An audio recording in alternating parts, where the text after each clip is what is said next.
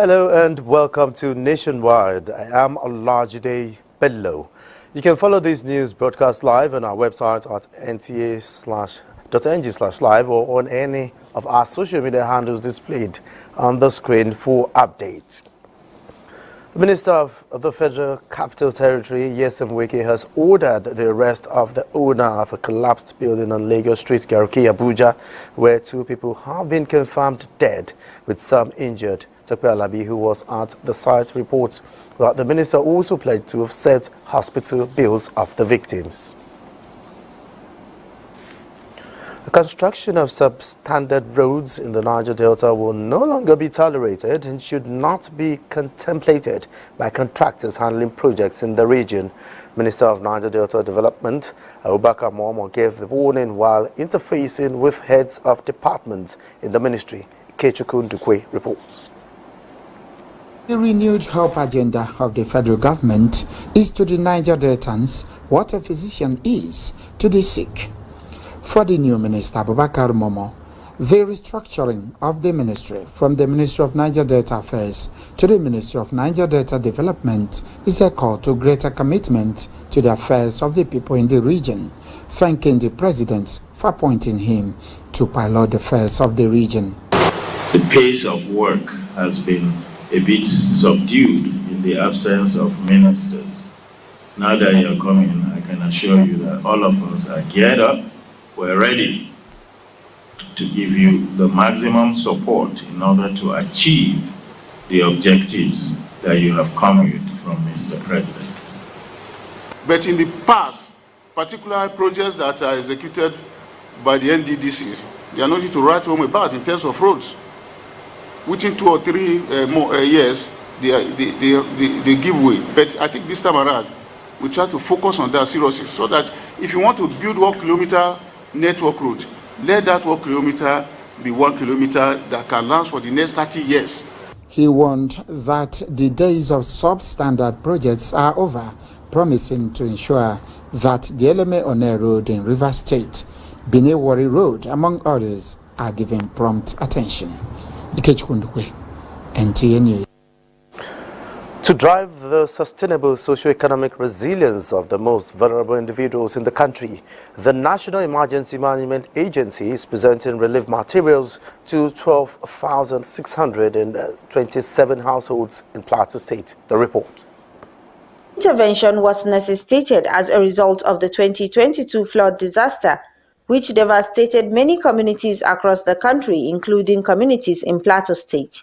The beneficiaries were presented with sewing and grinding machines, rice, beans, sorghum, and other household materials. I have forgotten the time that I even seen bag of rice in my house. But we thank God and we thank the organization. National Emergency Management Agency says after the flood incident, damage and loss assessment was conducted by the agency, hence the distribution as approved by the federal government.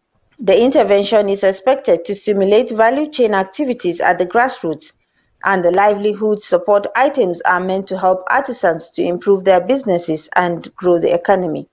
In Jos, Alisa Botukai Andrew, NTA News.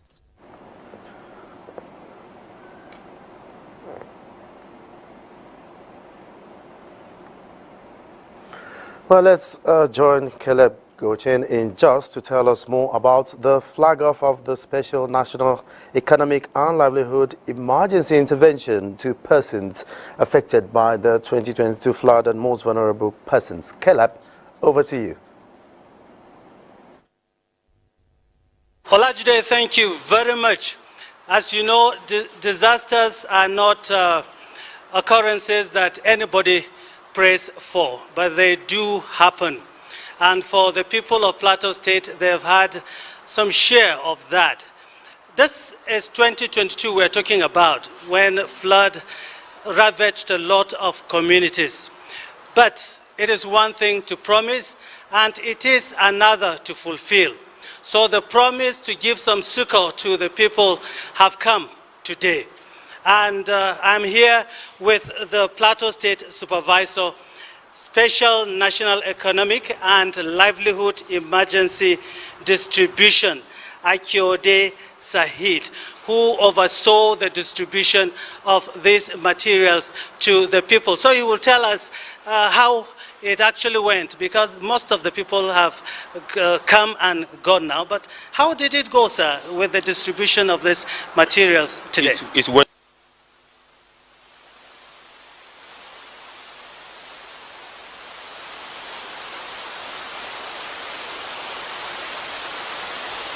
were on ground, and they got their requirement as federal government's relief materials to.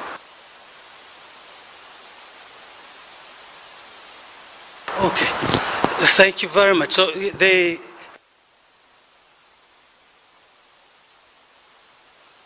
Yes. So. The flag we started with just not.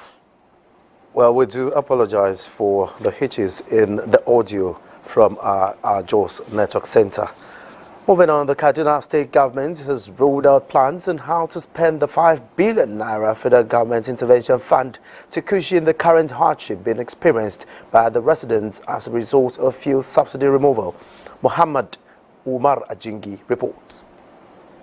Labor unions in the state who were part of the committee set up a few weeks ago under the leadership of the deputy governor to come up with modalities of sharing the palliatives. After concluding all arrangements, I hear the council chamber to inform the public on some of the recommendations reached. Number one, the elderly.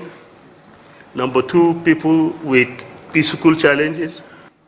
We equally agree as a committee to consider the internally displaced persons in their IDPs. We equally consider the widows and the household they lead. We equally consider the orphanage homes. The state governor, Senator Obasani, who appreciates the work done by the committee, explained how the state intends to spend the 2 billion naira so far received from the federal government as they await payments of the remaining funds. We have agreed and decided collectively, with the support of all the trade unions, to buy 43,000 bags of 50 kg of rice. We will ensure that we also come up with free transportation. Also look at our locomotive train that was abandoned. And there we will look at our locomotive that will move from Zaria to Kaduna to Savantesha to Kapanchan. The governor assured the residents of his administration's commitment of ensuring all the categories of beneficiaries listed benefit from the palliatives. In Kaduna, I'm Muhammad Umar Ajingi, NTA News. Meanwhile, workers under the payroll of the Anambra State government, retirees, farmers and transporters have commended the state government for ensuring that the economic gap created by fuel subsidy removal is closed. This is coming on the heels of announcement of different palliatives by the governor, Professor Chukwuma Soludo. Ndem Kalu has more. The federal government recently announced a number of palliatives to Nigerians to be implemented by governors of the 36 states. Anambra State government immediately swung into action by coming up with its own already planned palliatives for its citizens, as announced by the governor, Professor Chukwuma Soludo. Anambra State government will be distributing rice to over 300, I will even dare to say we're targeting about 400,000 households in the coming weeks across the 326 wards in Anambra. The people are happy with this move, but want government to explore more areas that will improve on the living standard of the people. The news was well received by everybody because it's like manna from heaven. I'm sure it will go a long way to ameliorate the sufferings of civil servants in Anambra State. I'm very optimistic that the workers will smile home and cushion the effect of this hardship. The people are optimistic that there will be light at the end of the tunnel. In Oka, Ndem Kalu.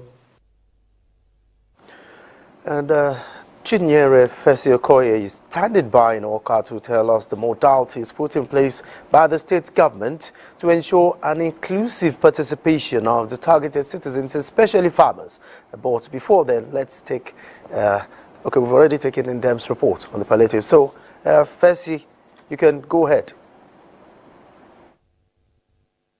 Okay, before now, the people of Anambra State are being faced with a lot of challenges following the economic hardship occasioned by the fuel subsidy removal. But feelers we are getting from town today is that of excitement following the announcement of the palliatives by the state government. To many of them, especially the public servants, the retirees, transporters and so on, is a win-win situation, and they're saying that this palliative will go a long way in having positive cyclic effects on many households. And with me to throw more light on this latest development in town is the Commissioner for Budget and Economic Planning in Anambra State, Chiamaka Nnake. Good afternoon. Good afternoon. So, what do you have to tell us about the latest development in town? The pilot is being rolled out by the state government and the economic impact it will have on the masses.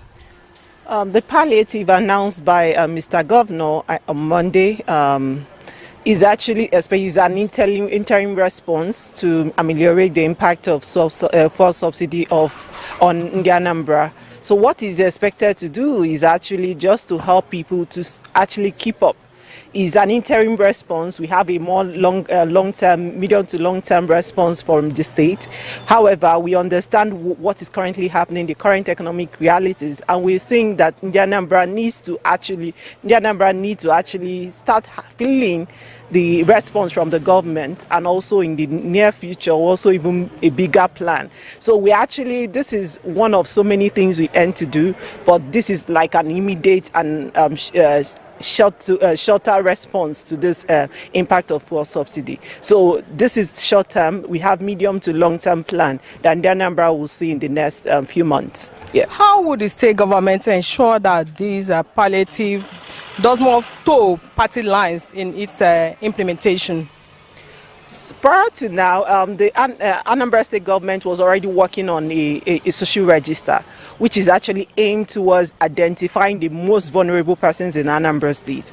And this is according to, we have a kindred structure in Anambra State. So we're actually drilling it down to the smallest community unit in Anambra State. So that will actually be a guide and ensure that everybody affected are from Anambra State and not anything, irrespective of their political divide. I'm not sure that is actually what we are looking at this time, but in the Anambra to be specific. Yeah. Okay, some people are still asking, why is this palliative coming now? Because some have been expecting that it could have come earlier than now. Oh yeah, that's a very great concern. However, this impact, the fuel subsidy removal came from the federal. So what the state has been doing is actually to look at the federal and see what the body language is. What is it that is, what is the federal government doing, and how can Anambra State benefit from it essentially? We don't want to do multiple releases, so we wanted to have a more comprehensive response before we actually speak to Anambra, and this is actually what we're able to achieve. Because if you look through the plan, you see that it's very comprehensive, very broad, multi-sectoral, touching every aspect of concern for Anambra, and that was what we aimed to achieve with that. The delay you noticed, if that was even delay in the first place. Yeah. Okay, thank you very much. That's it from the Honorable Commissioner for Budget and Economic Planning. We'll keep updating you as events unfold on this development in the states. Many thanks, Chinyere, for that update. And away from palliative matters, Nigeria and the United Arab Emirates, UAE, are already addressing some grey areas in their bilateral relations. The positive signal emanated as the President, Bola Tinubu, today received letters of credence from new ambassadors, including that of the UAE. Minister of Foreign Affairs Yusuf Tuga says issues will be resolved soonest. The work had started even before the presentation of the letters of credence by the ambassador. So this is something that we are going to see changes, issues resolved as quickly as possible. New ambassadors of Cuba and Ethiopia also presented their letters of credence at the State House. State House correspondent Musbaud and Wahab reports that this is the first time President Tinubu would perform such function. Now let's go back to Garki here in Abuja, where Tope Alabi is standing by at the collapsed building site. Tope, can you keep us up to speed with happenings from that side? Thank you, Jide. It has been a very busy day here in Lagos Street. Of course, this axis is Unsuka Street, and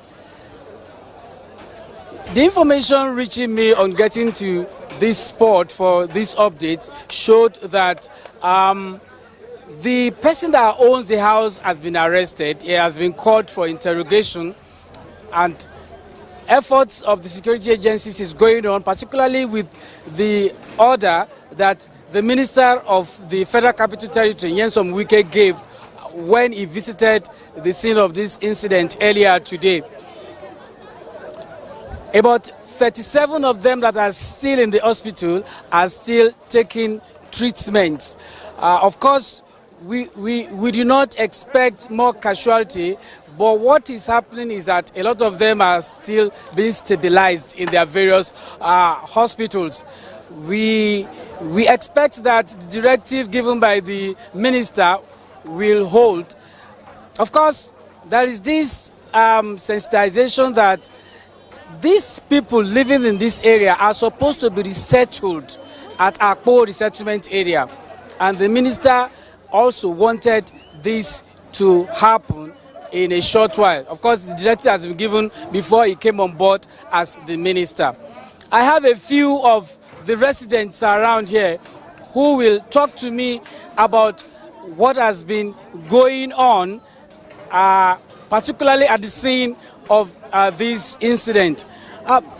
Please, what exactly can you really tell us? So far, so good. What's your name? My name is Mercy. Only what I can say after minister came to this place this morning is that, like, this house, all these houses, they are old building truly, but they should give them like more than 24 hours that they gave them. That 24 hours is not enough because there are a lot of people in this building. These buildings, look at this two-story building. See this building, see that building. There's a lot of people there. So that 24 hours is not enough. So far, so good. What exactly do you want government to do? That they should give them, like, let's just say like a month or 2-3 months is okay. They should just give them. They will know. Just to go out now, to go and be looking for house under 24 hours is not enough. They should just give them little time. All right, thank you very much. I still have one of them that will also talk to me about what exactly the people in Lagos Street, the Lagos streets are feeling right now. Anyways, what's your name? My name is Jonah Uko. I happened to lodge here for a couple of days now. This is Lagos Street. I think this is just beyond one building collapse. It's just beyond a building collapse. There should be some serious action in the area of government to look at the housing sector and improve a lot, tremendously, because we are noticing a lot of, poor quality buildings here, and if nothing is done, you will get this collapse every day. So that's what I think. I heard the serious incident around 11 p.m. in the night, and from what has happened here, it couldn't have been few people that died. There must have been a serious casualty, a huge casualty that has happened here. So for me, government should look into the housing sector holistically and solve the problem once and for all. Thank you, in the Federal Capital Territory. Thank you, Mr. Uko. He said government should look into the housing sector holistically, but the excavators are still working. They are still trying to remove the rubble. We expect that they will do that. I mean, in few hours they should be done. One of the persons that rescued a lot of girls who were trapped in the rubble is here with me. Please, what's your name? My name is Said Mohammed. You were part of those people that has rescued a lot of people in that incident. What can you tell Nigerians? Right now, I have to tell Nigeria about one thing. We lack excavation because this incident took place after 11, and we call everywhere. We call everywhere for excavation, but we cannot get excavation. You can see now my voice is lost. I was standing this particular place with the AMAC chairman. We called Dantata, we called other places for excavation. There was no excavation. And this thing started around 7 minutes after 11. So from there, when we find out, we'll have to use our own manpower and start rescuing some people. You understand? So we rescued the people that we can rescue, and the only people that were here, they were the firefighters, which they helped us with their balloon lamp to be able to see some other places, and we did our best. So that's just it. Okay, right now, how did you feel about the way? I feel very, very hard, very, very sad, because I didn't expect that, because it was so shocked for me to see my fellow human being dying. All right, thank you. Time is not on our side. We have to return to the studio. We'll definitely get back to you in the studio as the situation unfolds. Thank you, Jide. Many thanks, our correspondent there, Takwela, be keeping us up to speed. Now let's head straight to South Africa as the 15th BRICS Summit comes to the last day in Johannesburg, South Africa. President Cyril Ramaphosa, in a media briefing, announced the group's expansion with 6 more countries. This was a key point of the meeting that brought world and business leaders in an effort to reaffirm the importance of mutual understanding and cooperation. President Ramaphosa said the BRICS mechanism aims to promote peace, security, development, and cooperation, as well as contributing significantly to the development of humanity and establishing a more equitable and fairer world. Expansion process, which has been in discussion for quite a while. We have consensus on the first phase of this expansion process, and other phases will follow.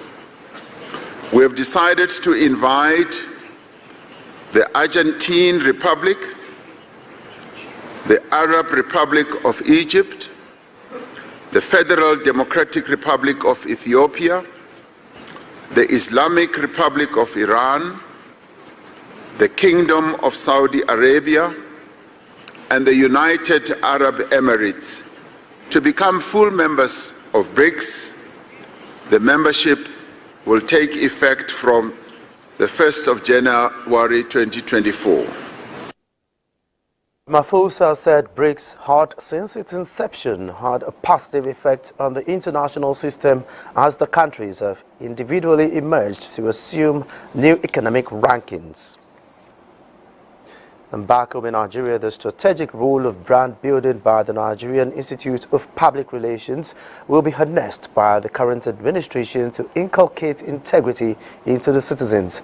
Minister of Information and National Orientation Mohammed Idris Malagi at the annual general meeting of NIPR reaffirmed that the era of using propaganda in disseminating government policies and programs is gone. Saliu Gwanora reports.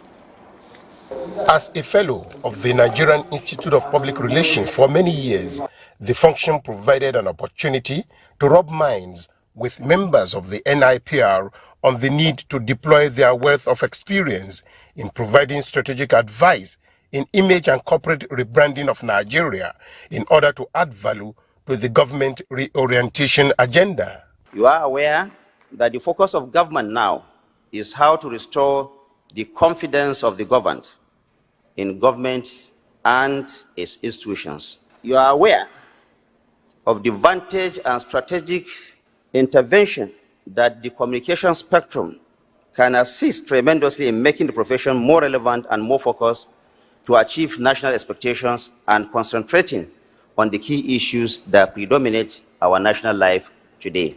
The minister acknowledged that current challenges within and outside the country required effective communications and challenged members of NIPR to lead the way. We are the storytellers, the bridge builders, and the custodians of reputation. Our work shapes perceptions, it guides decisions, it fosters relationships, and extends far beyond the boardroom. As guardians of reputation, therefore, we must learn very fast to navigate uncharted waters with ethical responsibility and a commitment to truth. He said the present administration is determined to restore the confidence of the people in democratic governance. In Abuja, Saliu Gwanara, NTA News. Now let's head straight to the Center of Excellence, where Hingino is standing by for more stories on Nationwide. Hingino, over to you. Thank you, Jide.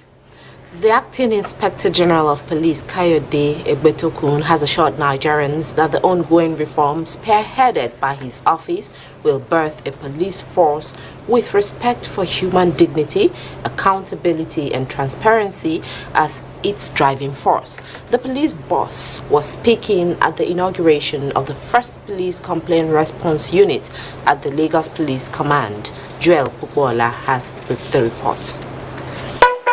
Since assumption of office, Acting Inspector General of Police Kayode Egbetokun reiterated that it will no longer be business as usual for officers who defy the Police Act. With the establishment of the Police Complaints Response Unit, which is one of the gains of the latest police reforms, the force will be well positioned to deliver on its mandate. Cases of professional misconduct being splashed on the social media will now be handled by the unit to ensure that erring police officers will be accountable for their actions. The unit's portal, developed by police ICT experts, is fully equipped with real-time application to respond to grievances of members of the public 24/7 from all social media platforms and via phone calls to the call center on 090-874-82365. We are always appealing to members of the public to cooperate with us, to give us information. We also have to show transparency. The new policing vision is about emplacing a professionally competent, service-driven, rule of law compliant, and people-friendly police force. The Lagos State Commissioner of Police, Idowu Owonwa, added that the move will engender efficiency and professionalism in the force. Senior advocates of Nigeria, Femi Falana and Olumide Akpata, among other members of the human rights community, assured the police of adequate support. We represent those who may file complaints against you. But if you are also reported for frivolous reasons, I will also defend you. The acting IGP also inaugurated an ICT and medical facilities inside the mobile police force complex in Ikeja. In Lagos, Joel Ukbola, NTA News. Illegal trade in pangolin and donkey genitals is a trend which the Nigeria Customs Service is effectively dealing with in connection with the Wild Justice Commission using instruments stipulated by the Convention on International Trade in Endangered Species of Wild Flora and Fauna, known as CITES. But the recent seizure of more than 1,700 pieces of shark fins is a source of worry for the Murtala Mohammed Airport Command of the Customs. Michael Alale reports. Capitalizing on previous anti-smuggling successes anchored around coordinated action. Discovering the content of these 6 sacks was an easy task for the customs. The controller said the exports of the goods, later discovered to be shark fins, were halted when the smell prompted the customs to check through documentation, only to discover that they were ignorantly declared as shark fins. Although a suspect was arrested in connection with the goods destined for China, the worry for the customs lies in finding out the source of the shark fins, knowing fully well that Nigeria might not have huge number of big sharks. The implication is like you have over 1,000 fishes, sharks that have been endangered. Animals in the sea have the role that they play. Endangering them means a lot to the ecosystem.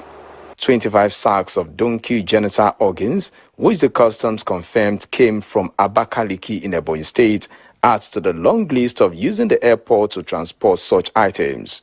A Chinese national was arrested with the goods while being conveyed to Hong Kong. It's not everything that should be exported to make money, you know, at the end of the day, you're endangering these species. And they are using it there. Whatever they use it there, they export and bring them back to us and they get our foreign exchange. Since the goods contravened international law, which prohibits trade in endangered species, the customs confirmed that they will be handed over to appropriate organization together with the two suspects. In Lagos, Michael Walale, NTA News. Do not forget to follow this news broadcast live on our website at nta.ng/live and on our other social media handles displayed on your screen for updates. Time for some messages, and when we return, Port Harcourt is the next call. Please stay.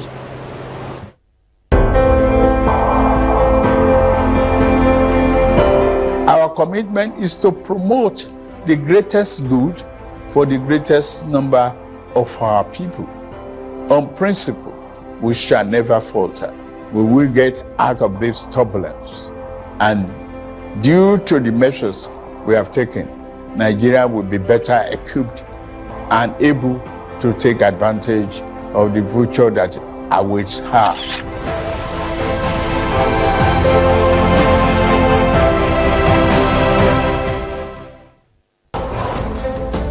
From dusk to dawn, 24 hours a day, NTA International is with you. In your living room, office, and everywhere, anywhere. We provide the company you desire in terms of balanced and up-to-date news, programs, and the best of entertainment.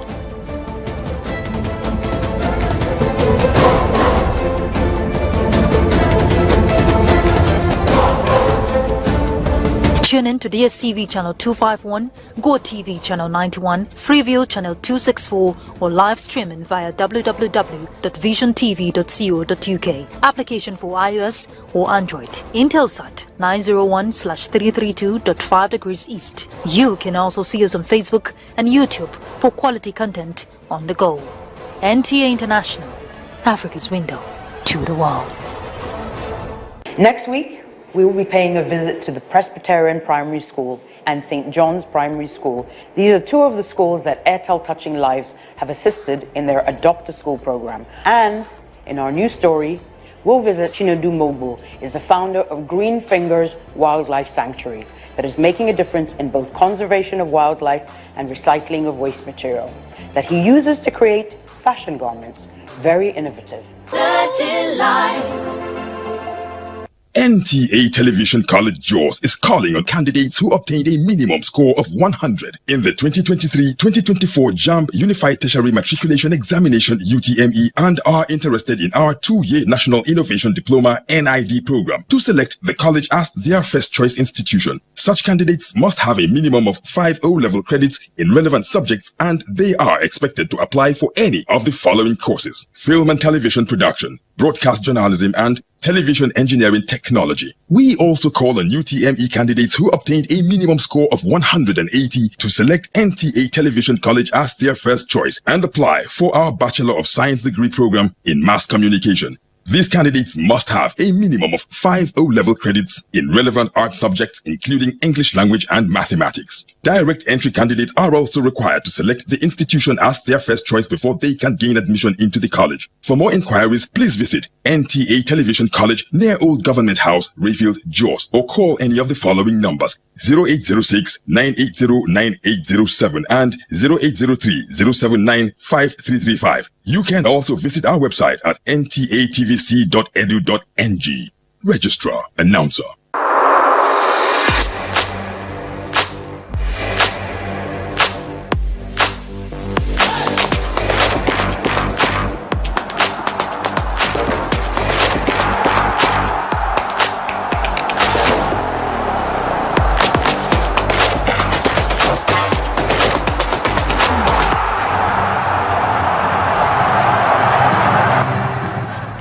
Sportybet sponsors coverage of the German Bundesliga.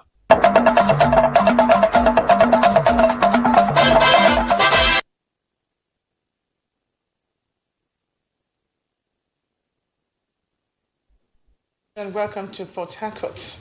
Governor Siminalayi Fubara has described the ongoing construction of University of Port Harcourt Convocation Arena as value addition to the recent ranking of the University of Port Harcourt. The governor was speaking when he embarked on the sport assessment on the level of work at the arena. Government House correspondent Osinachi Abraham tells us more. Governor Siminalayi Fubara is vigorously tackling infrastructural and human capacity development in the state, owing to its importance. University of Port Harcourt Convocation Arena at 99% completion is one project that is very strategic and will be inaugurated in Governor Fubara's 100 days in office. The governor is pleased with the level of work done. He notes that the new arena, when completed, will further lift the ranking of the university in Africa. Today, this university is ranking among the first in the country, and ensuring that this facility is completed would better place them in that position. Governor Siminalayi Fubara earlier inspected the fixed N565 ROS, River State-owned aircraft that developed technical fault about a year ago. The governor said he decided to fix the aircraft because he believes in continuity in governance. The essence of governance is having a process that sustains continuity. That the aircraft had an issue with the other administration, and it's a aircraft that belongs to the state. It is also my own duty to make sure that it is completed, fixed, and also put to use. Governor Siminalayi Fubara is spreading development to all the senatorial districts and across all sectors in the state. In Port Harcourt, Osinachi Abraham, NTA News. Chief of the Air Staff, Air Marshal Hassan Abubakar, has commiserated with the families of officers who paid the ultimate price and the line of duty the recent air crash that occurred in Niger State, even as he promised to support their families' independence. This is in addition to ensuring that the Niger Delta region is rid of oil theft. This was at an interactive session with officers and men of the Air Force during the Chief of Air Staff visit in Port Harcourt. Our correspondent was there.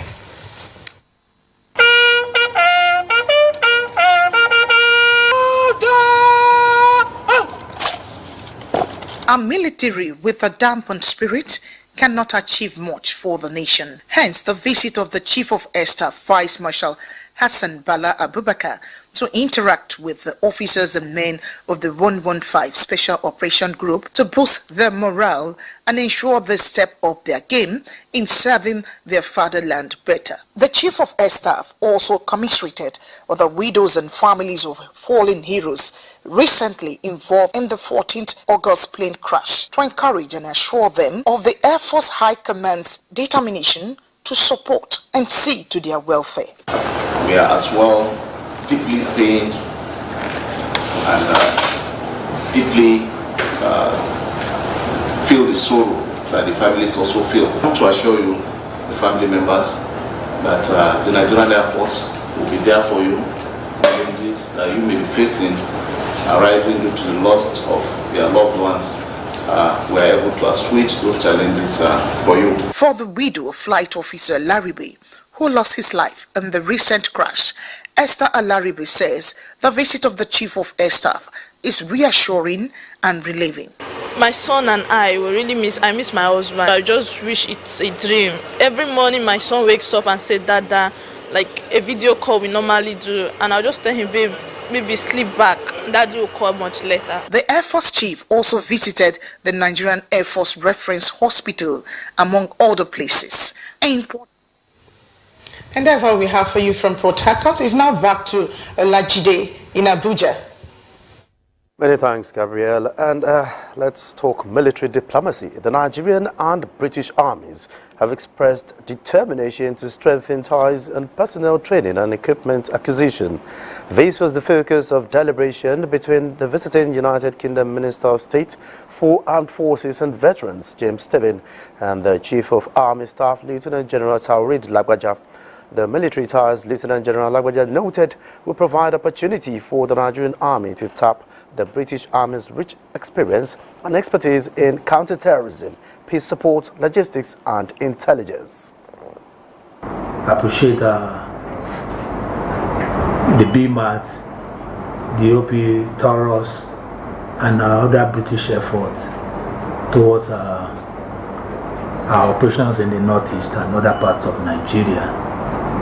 very much interested in continuing the partnership, especially the training, and even expanding on it where the UK government and the British Army is disposed towards the expansion. And we're open to other areas of cooperation. We're open to UAV training, we're open to special forces training. And so I come with a new government in Nigeria and new chiefs appointed to establish new friendships, to invite you to be honest and candid with us about the things that we've been doing that perhaps you no longer care for, and the things that we haven't been doing and that you would like us to do anew. Because I think it's important to us that we don't, that what we're doing is the stuff that meets your ambition. The Army Chief also stressed that the acquisition of equipment and technology through this partnership is expected to improve the operational efficiency of the Nigerian Army in addressing current and emerging security challenges in the country and the sub-region. In view of the ethnic diversity of Nigeria and the evolving nature of security threats, the Nigerian Army is upscaling the language proficiency of its personnel with a view to bridging the communication barrier in their host communities. This is to enhance intelligence gathering for proactive internal security operations in different political zones in the ongoing drive to further secure the nation. So far, more than 1,600 officers and soldiers have been trained in Hausa, Yoruba and Igbo languages since the inception of the course in 2018. To interact with the local community, not only for intelligence gathering, but to have a harmonious working relationship in a harmonious operating environment, learning the language of the environment matters a great deal in ensuring, in building trust, in communicating intentions and all that. The Nigerian Army is for the nation, not just for the Hausa, Igbo and Yoruba. We're looking into how we diversify and speak some other languages, but that's just the beginning, and it's a good beginning. We are moving forward. I'm able to learn at least Hausa and Yoruba. Being in the rural areas, at least can be able to communicate with the indigenes, and I can be able to relate with them. The Nigerian Army urged citizens to cooperate with security agencies to combat current security challenges. Now we are re-establishing contact with Caleb in Jos for an update on the livelihood emergency intervention to persons affected by the 2022 floods. Caleb. Thank you, Olajide, and our apologies for that challenge in sound. I'm still here with the State Supervisor of Special National Economic and Livelihood Emergency Distribution, Akiode Said. He was telling us how the program has kick-started. So he will tell us how many people they have captured already and how many local governments they are going to get in, to benefit from this. Yes, today we flag off the exercise for Plateau State, and we are covering 17 local governments. Today we have taken off with Jos North, where we'll continue tomorrow with Jos North again, because only 110 beneficiaries were covered in the local government. So tomorrow we'll continue with the rest beneficiary in that month. While next tomorrow we'll take Jos South. Subsequently on Monday, Jos East, Riom and Bassa will continue with that. Okay. So why the choice of these items that we are giving particularly? Because they are just not food items, but you're giving equipment and all that. Yes, we know that when disaster happens, it affects everybody.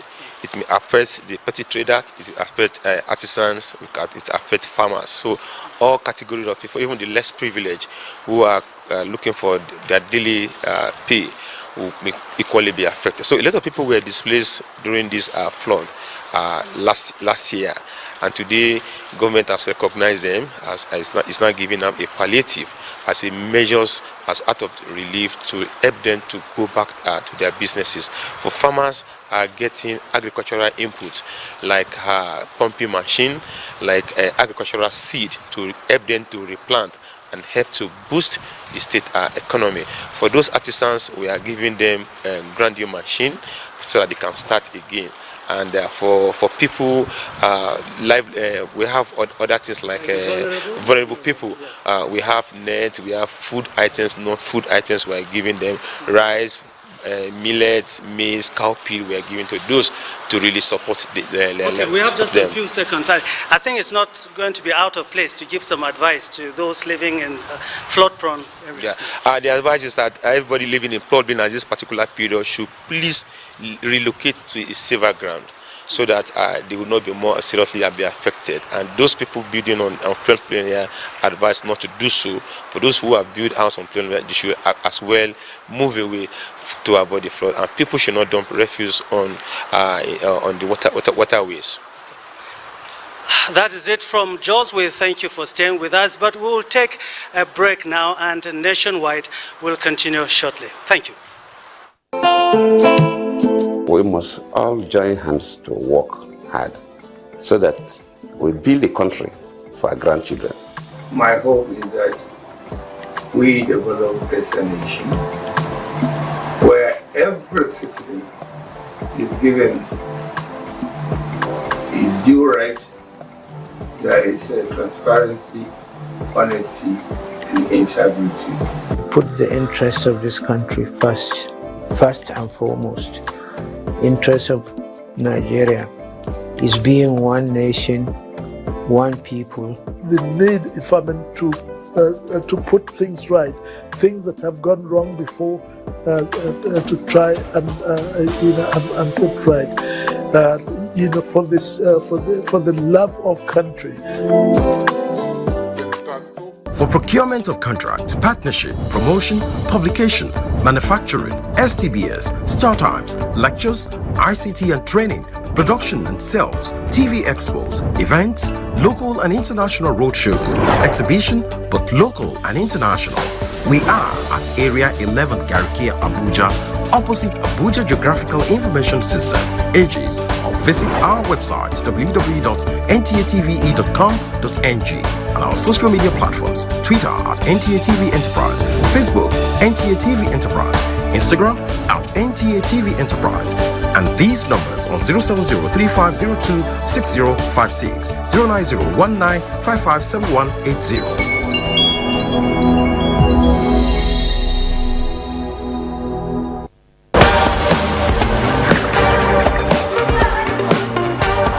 Into the penalty area for Nketiah. He scores. Nketiah. Pereira. Fulham in front through Bobby De Cordova-Reid. Saliba for Saka, 20 yards out, running across the edge of the box. Curling one in. 2-0. Bukayo Saka. SportyBet sponsors coverage of the English Premier League.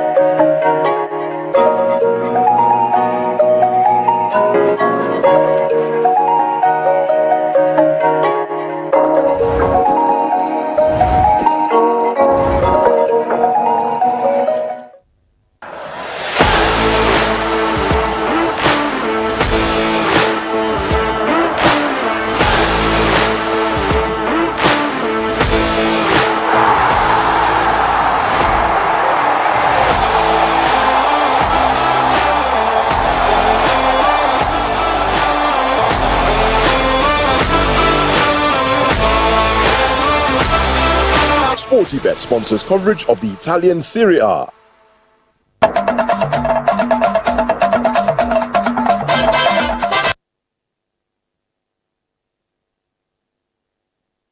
And welcome to Makurdi. The National Emergency Management Agency, NEMA, has commenced distribution of relief materials to households affected by the 2022 flood victims in Benue State. Blessing Omeche Ebute reports that the distribution is under the National Special Economic and Livelihood Intervention Program of the agency. The flooding of 2022 ravaged many communities across the country, including Benue State. Search and rescue operations were successfully conducted after the disaster in several locations, trapped persons rescued, and necessary care given to them. Based on the data and analysis carried out, the National Emergency Management Agency, NEMA, approved the Special Intervention Program to assist vulnerable persons across the country. Nado Tefa, a visually impaired person, is one of the beneficiaries of the intervention program. For her and others, the gesture will improve their socio-economic condition. We appreciate so much by helping with Benue State and by assisting our governor, Ilea.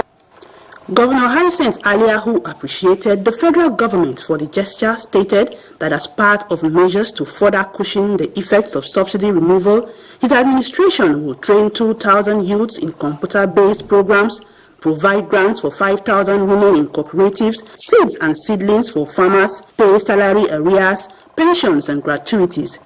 Government-approved public schools, secondary schools. For this year, the Benue State government is going to pay the exam fees for WAEC and NECO. The relief materials will be distributed to the 19 local government areas affected by the 2022 flood in the state. In Makurdi, Blessing Omeche Ebute, NTA News. To further reposition the education sector in Benue State, Governor Hyacinth Alia has constituted visitation panels to 5 tertiary institutions in the state.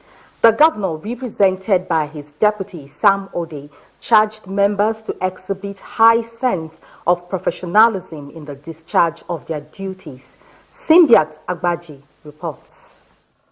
The visitation panels include Benue State Polytechnic Ugbokolo, Akperan Oshi Polytechnic Yandev, Alfred Akawe Tokula Polytechnic in Makurdi. Others are College of Education Kasinala and College of Education Uju. Deputy Governor Sam Ode, who inaugurated the visitation panels and read out the terms of reference, said the members are tasked with the responsibility of auditing activities of the tertiary institutions from 2016 to date. This is not a moment for defensiveness or resistance, but an opportunity for growth and for improvement. Remember, the students of these institutions and their future are the main reasons for which we are all gathered here to perform this very important assignment. Chairmen of the various panel in separate responses thanked the Benue State government for finding them worthy and promised to carry out their duty with all sincerity. Carrying out our assignment, we will be diligent, we will be painstaking, and we do all that will bring glory to Benue State. We appreciate the fact that the state takes education very seriously. We shall do our duty with a view to ensuring that the College of Education is repositioned accordingly. The panel has 10 weeks duration to complete their assignment and submit their report. In Makurdi, Simbiat Agbaji, NTA News. And that's it from Makurdi. It's back to Olajide in Abuja. Many thanks, Fatima. And now let's join our sport desk for sport update.